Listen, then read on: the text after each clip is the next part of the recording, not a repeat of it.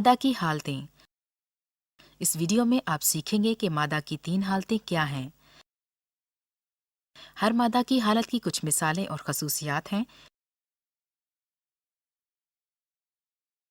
मादा की तीनों हालतें ठोस, माया और गैस हैं।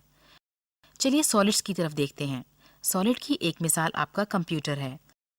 सॉलिड्स की खसूसियात इस चीज पर इन्हिसार करती हैं कि किस तरह सॉलिड्स में पार्टिकल्स क्लोजली पैक्ड होते हैं। सॉलिड में पार्टिकल्स एक फिक्स पोजीशन में क्लोजली पैक होते हैं और कहीं भी हरकत नहीं कर सकते। लिहाजा सॉलिड्स रिजिड होते हैं। उन्हें स्क्वैश नहीं किया जा सकता और ना ही कंप्रेस किया जा सकता है। उनकी फिक्स शक्ल और एक मखसूस वैल्यू होती है।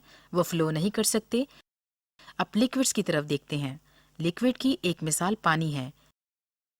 बिल्कुल सॉलिड्स की तरह लिक्विड्स की खसूसियात इन्हिसार करती हैं कि किस तरह लिक्विड्स में पार्टिकल्स पैक होते हैं। एक माया में पार्टिकल्स दोबारा क्लोजली पैक होते हैं, लेकिन उतने ज्यादा पैक नहीं होते जितने सॉलिड्स होते हैं।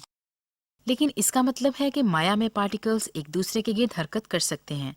लिहाजा लिक्विड्स रिजिड नहीं होते, लेकिन चूंकि उनके पार्टिकल्स सॉलिड में क्लोजली पैक होते हैं, उन्हें स्क्वैश करने के लिए दबाया नहीं जा सकता।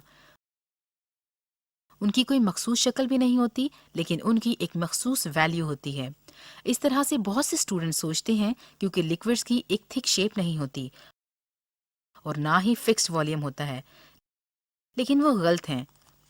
अगर कोई एक पिंट ऑफ बियर ऑर्डर करे, वो उसे खींचकर मुख्तलिफ कंटेनर्स में पिंट नहीं बना सकते। जैसा कि आप जानते हैं कि लिक्विड्स फ्लो कर सकते हैं। फाइनली गैसेस की तरफ देखते हैं। गैस की एक मिसाल हीलियम है। ये गैसोलीन पार्टी बलून्स में है क्योंकि ये हवा से कम डेंस होती है और अनरिएक्टिव भी। दोबारा सॉलिड्स और लिक्विड्स की तरह गैसेस की खसूसियात इन्हिसार करती हैं कि किस तरह पार्टिकल्स और गैसेस पैक्ड होते हैं। सॉलिड्स और लिक्विड्स की तरह गैसेस क्लोजली पैक नहीं होती, वो बहुत मुख्तलिफ होती हैं,